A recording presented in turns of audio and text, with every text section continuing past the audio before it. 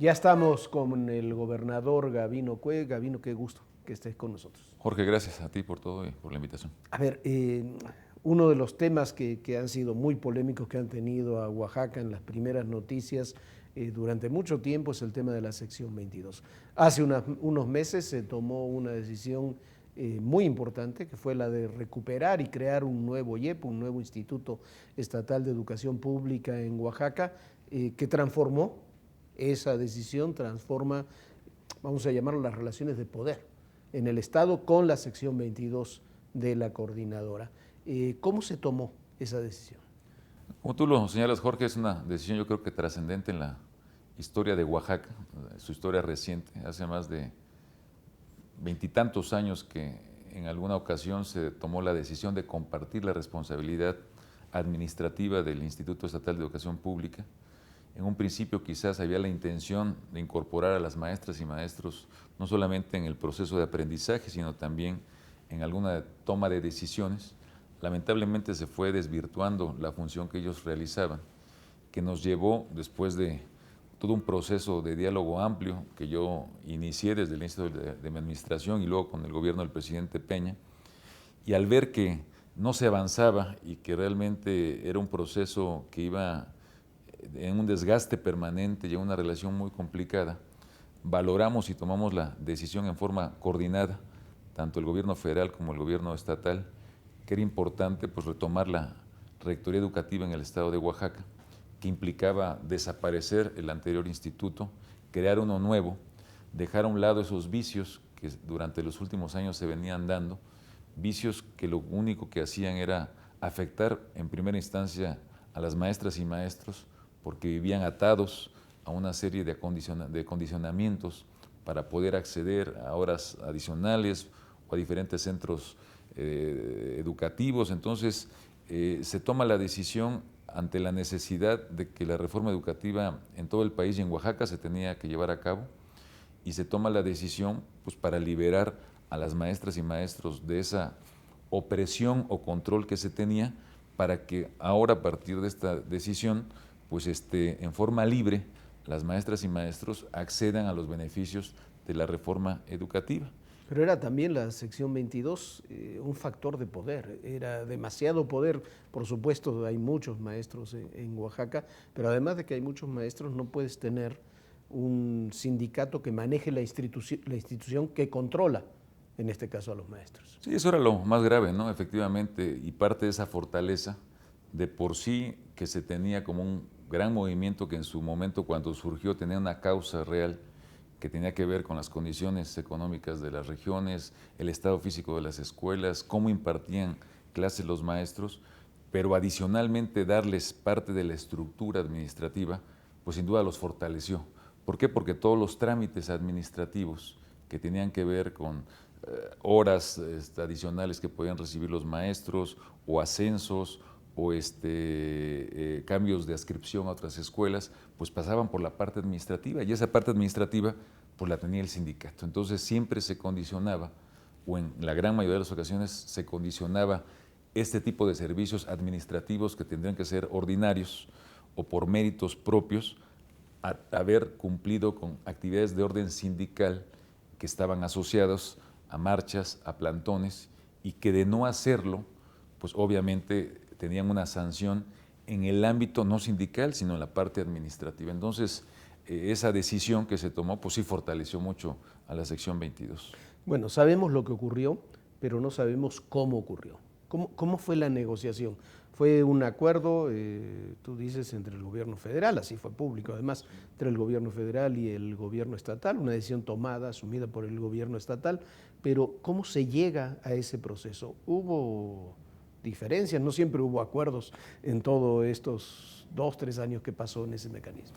Bueno, nosotros, Jorge, desde el principio y sobre todo con la llegada del gobierno del presidente Peña, empezamos una nueva etapa de relación con la sección 22, sobre todo en una estrecha coordinación con la Secretaría de Gobernación, porque se estaba procesando la nueva ley en materia educativa. Entonces empezamos a generar los espacios de diálogo con la Comisión Política, tuvimos muchísimas reuniones en Gobernación con el subsecretario Luis Miranda, en algunas ocasiones con el propio secretario Osorio Chong, y veíamos que no obstante la actitud del gobierno federal y estatal de ser coadyuvantes, tratar de resolver dudas, de contribuir a poder juntos construir la posibilidad de que esta ley educativa se aplicara a plenitud en el estado de Oaxaca, pues era muy complicado. La comisión política que en ese entonces estaba, los acuerdos a los cuales llegábamos no los bajaban, no se conocía por parte de la base los avances de estas pláticas y negociaciones, y eso fue aunado a una serie de acciones que empezaron a lastimar mucho a la sociedad. Las acciones que estaban relacionadas con el bloqueo a comercios, el haber puesto a Oaxaca en una situación muy grave al haber tomado el control de los centros de distribución de Pemex, y durante más de 12 días no tuvimos gasolina, claro. Y ya estaba generando una irritación social, y el día de la jornada electoral de la pasada elección federal, lo que se convirtió en una declaración de boicot a la elección federal se convirtieron en hechos que estaban vulnerando un derecho a que la ciudadanía en Oaxaca pudiera ejercer la posibilidad de votar. Todo este contexto, más las resoluciones que dio la Corte con relación a los recursos que ellos interpusieron con respecto a la ley, nos llevó a tomar una decisión en una reunión que sostuvimos, que fui invitado yo por parte del secretario de Gobernación, el entonces jefe de la oficina, Aurelio Nuño, y platicamos el tema, qué hacer, cómo ayudar a Oaxaca, pero sobre todo cómo liberar a las niñas y niños de esta situación que ponía en riesgo un derecho que es el derecho a la educación. Entonces, allí es cuando se toma la decisión de poder retomar la rectoría educativa. Se compartió este tema con el secretario de Educación Pública de entonces, el licenciado Chaufet, y a partir de ahí definimos en forma coordinada una ruta para poder mandar primero el mensaje claro de que la decisión que estábamos tomando, el objetivo era precisamente en favor de las niñas y los niños, en favor de su educación, y que en ningún momento esta medida iba a afectar los derechos de los trabajadores. Y así ha sido durante todo este tiempo. ¿Cuánto tiempo antes de la intervención fue esto? ¿Cuánto se tardó en procesar? Si mal no recuerdo, Jorge, fueron como 3 semanas previas al día de la toma de decisión, que fue un día posterior al primer lunes del Cerro.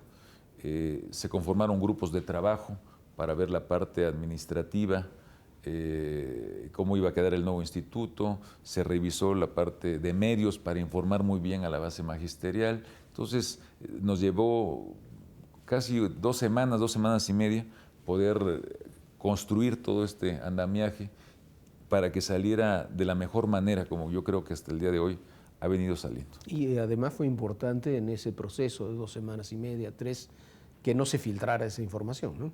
Porque si se filtran las tomas de decisiones, se complejiza después llevarla a cabo. Sí, el primer acuerdo fue, a ver, en esto vamos juntos, aquí tenemos que hacerlo en forma coordinada, en forma discreta. De parte del gobierno del Estado solamente conocíamos del tema 5 personas, quienes estuvieron trabajando junto con los funcionarios del gobierno federal, que lo conocieron alrededor de a lo mejor 8 personas del gabinete del presidente Peña, y con estos 2 equipos se fue construyendo la estrategia para que pudiera salir bien. ¿Hubo temor en algún momento de que las cosas salieran de cauce, de que los maestros, no estoy hablando de los dirigentes, estoy hablando de los maestros, no aceptaran el cambio? Porque los resultados fueron muy buenos, pero había un margen de riesgo, ¿no? Bueno, como en todo, claro. Jorge, en toda decisión se armaron escenarios. El escenario óptimo era precisamente el que sucedió, que se diera la medida con discreción, que fuera bien vista por la sociedad, que fuera bien tomada por la inmensa mayoría de las maestras y maestros, que la dirigencia actuara con responsabilidad y que no radicalizara sus acciones.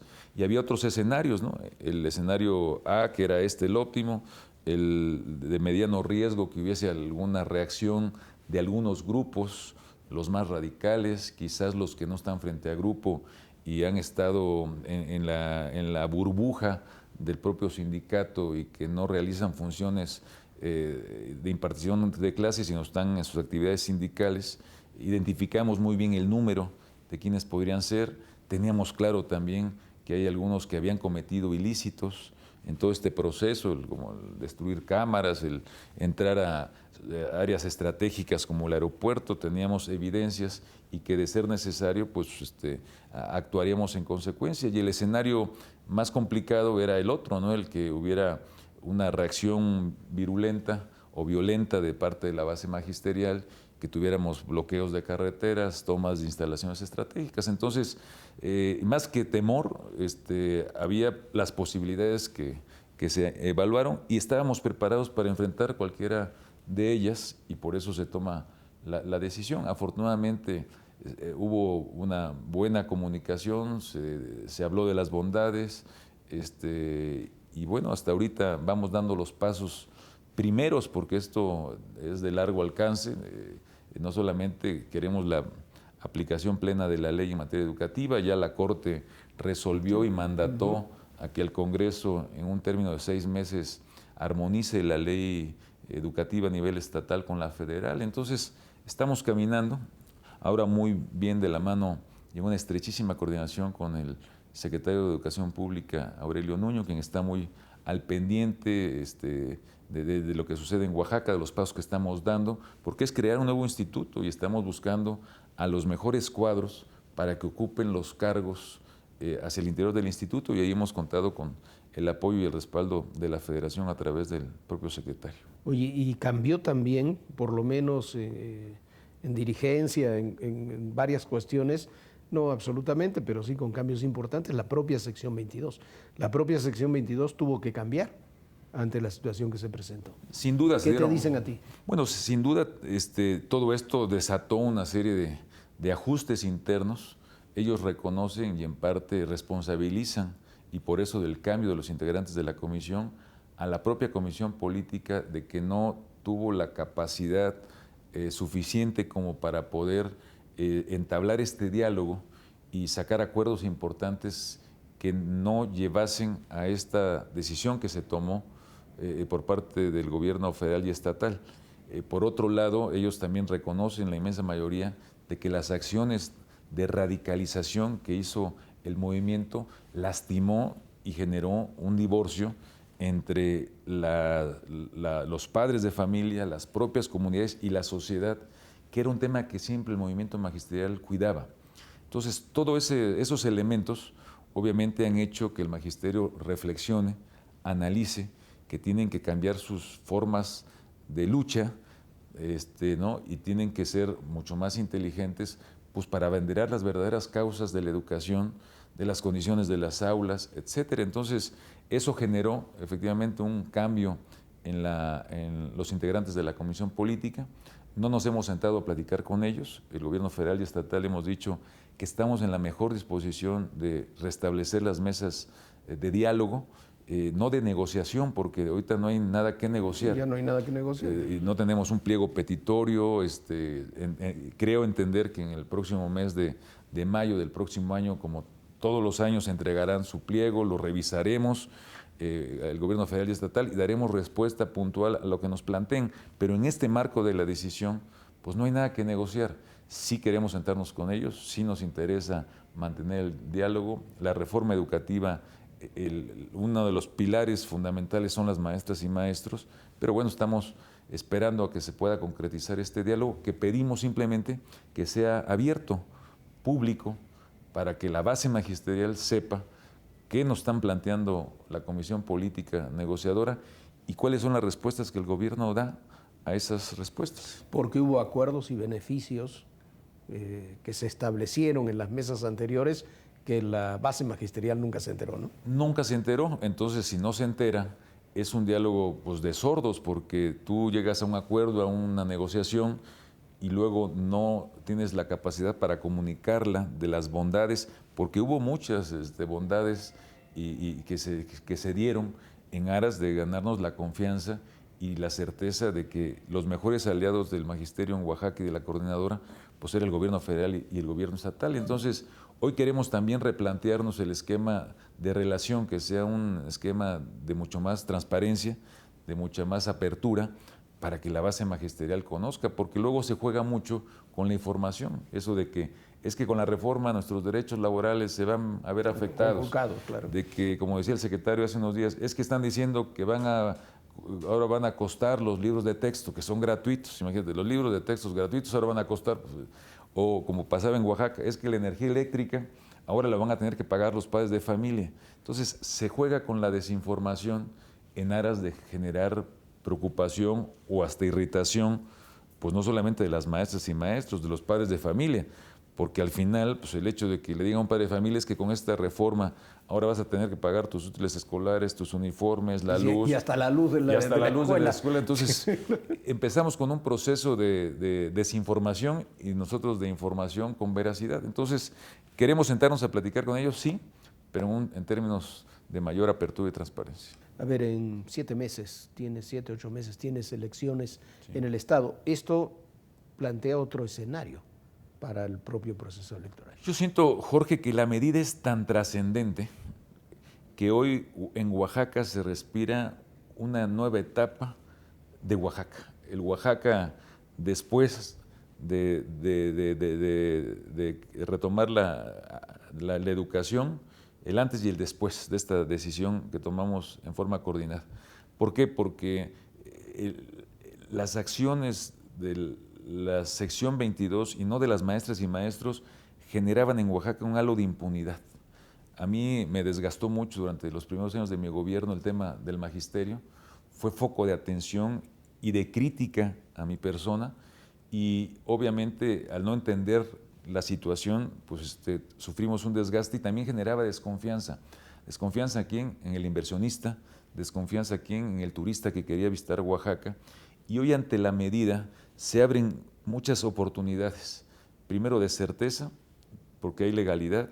Segundo, porque va de la mano de otras acciones que se han tomado muy relevantes, como seguir consolidando al Istmo como el principal generador de energía limpia. Acabamos de terminar una consulta pública informada a los pueblos y comunidades de Juchitán para aceptar una inversión de 16,000 millones de pesos que consolida a Oaxaca, repito, como el mayor generador de energía limpia. El anuncio de ayer del presidente, de estos días del presidente de la República, en el sentido de las zonas especiales donde está contemplado el Istmo de Tehuantepec, dígase Salina Cruz y el corredor Petrasísmico. Es un proyecto que está desde la época de Porfirio Díaz. Sí, claro, y después de López Portillo lo volvieron a revivir y Miguel de la Madrid y nunca se pudo concretar. Y pareciera que hoy, con la infraestructura ya instalada, la refinería, la parte eólica, el tema de el gasoducto que va a llegar a Salina Cruz y luego a Chiapas y luego a Guatemala, la inversión que se está haciendo al puerto de Salina Cruz, la reconversión del aeropuerto de Ciudad de Ixtepec a uso dual, y esto es la gran oportunidad para que Oaxaca en el sureste pueda iniciar un proceso de generación de riqueza a través de inversión privada, a través de todos estos incentivos económicos y fiscales que habrá a través de las zonas especiales. Entonces, sí percibo, y la carretera que concluiríamos el próximo año de Oaxaca al Istmo, que es necesaria la conectividad para que este tipo de inversiones se den. Entonces, yo sí percibo... ¿Y eso dará conectividad también a Puerto Escondido y a Huatulco, la carretera? Tenemos otra carretera que va directamente de la ciudad de Oaxaca a Ventanilla, que digamos que es entre Puerto Escondido y Huatulco, que también nos va a acercar a la costa con la capital del estado. Entonces, todo esto sin duda habla de un nuevo ánimo y que sin duda se va posiblemente reflejar, pues yo espero que en una alta participación de la ciudadanía en el próximo proceso, por el partido político que sea. Nosotros seremos respetuosos, como lo hemos hecho siempre, de los temas de partido y de las actividades electorales. Yo quiero terminar bien mi gobierno y que sean los partidos que elijan a sus candidatos y la ciudadanía que determine quién le dé continuidad a este gobierno. Oye, Gabino, decías ahora, hablabas de lo que había costado todo este proceso en términos de inversionistas, y efectivamente fue así. Hay inversionistas, por ejemplo, para energía eólica y demás, que lo pensaron. Ahora se concretan estas inversiones. Puede haber muchas más que lo pensaron antes de que se tomara esta decisión. También en términos personales, ¿No se dañó la relación con el gobierno federal esos años durante el tiempo de conflicto? ¿Se pudo mantener? ¿Se reinventa ahora? Platícanos cómo funcionó eso. Sí, yo siento, Jorge, que al principio había cierta desconfianza. Entiendo que llega un nuevo gobierno, sin duda hay muchas voces que se acercan con el ánimo de dizque ayudar o resolver, algunos tratando de meter insidia. Tú recordarás cuando el primer plantón se señalaba, o me señalaron a mí como el financiador, como el que le daba las casas de campaña, los vehículos. Entonces se generó una especie de desconfianza pensando en que el gobernador estaba detrás del conflicto, y no, el gobernador estaba acompañando el conflicto y tratando de darle cauce al conflicto. Yo creo que con el tiempo, en la medida en que se fue conociendo cómo opera el magisterio, cómo opera la coordinadora, se dieron cuenta que el gobernador tenía poco margen para actuar y que lo que yo hacía era contener, administrar con mucho diálogo un problema que se podría desbordar. Y ahí está el resultado. Yo creo que parte de todo este ejercicio que nosotros hicimos en lo individual, más posteriormente todo este ejercicio de diálogo que tuvo el gobierno federal a través del subsecretario Miranda y el secretario Osorio Chong, sirvió precisamente para que esta medida, que se vislumbraba como muy compleja y de reacciones violentas, hubiese tenido este cauce de calma. Entonces, yo creo que al tiempo se dieron cuenta, nunca hubo una diferencia de ninguna naturaleza, no la ha habido ni la habrá, mucho menos con el presidente. Al contrario, con el presidente tenemos una muy buena relación. Él ha sido atento y generoso con Oaxaca, y en ese sentido yo creo que esta decisión confirma la actitud que el gobernador asumía, y que al tiempo entendieron y que vieron que yo soy un hombre de instituciones y que estoy a favor de la legalidad y sin duda a favor de la educación, sobre todo cuando en juego está la educación de las niñas y los niños de Oaxaca, y donde nunca se lastima a las maestras y maestros, que yo tengo la mejor impresión, que he estrechado sus manos y que ven sin duda en el gobernador a un aliado, como he sido y seguiré siendo de ellos. A ver, una última pregunta. Lo que ocurrió en Oaxaca con el IEPO, con el tema de la sección 22, muchos analistas consideran que es un mecanismo que se puede aplicar, digamos, para solucionar otro tipo de conflictos en otras entidades del país. Estoy pensando particularmente en Guerrero, en otros lugares. ¿Qué se necesita para que esa solución funcione? Primero que el Estado decida, ¿no? Primero, dónde está el bien superior, ¿no? Y cuando hay un bien mayor y un problema que lo generan unos cuantos, por muchos que sean, cuando el Estado toma la decisión y va de la mano del respaldo de la sociedad civil, de los medios de comunicación, de las autoridades estatales, municipales, y hay una estrecha coordinación y hay una visión de Estado, es cuando se pueden resolver los grandes problemas que tiene el Estado mexicano. Entonces, yo creo que hay salida para muchos problemas cuando el centro de atención es la parte de poner ante todo el interés de las mayorías y la función que tiene que hacer el Estado de preservar el orden, la paz y la legalidad. Y yo creo que este es un ejemplo de que sí se puede hacer cuando hay esa confianza, cuando hay esa coordinación, cuando los partidos no se meten, cuando no hay agenda de esa naturaleza, cuando el Estado en su conjunto actúa en forma coordinada y por el bien mayor. Gracias, Gabino, gracias por esta entrevista. No, gracias a ti, gracias. Jorge.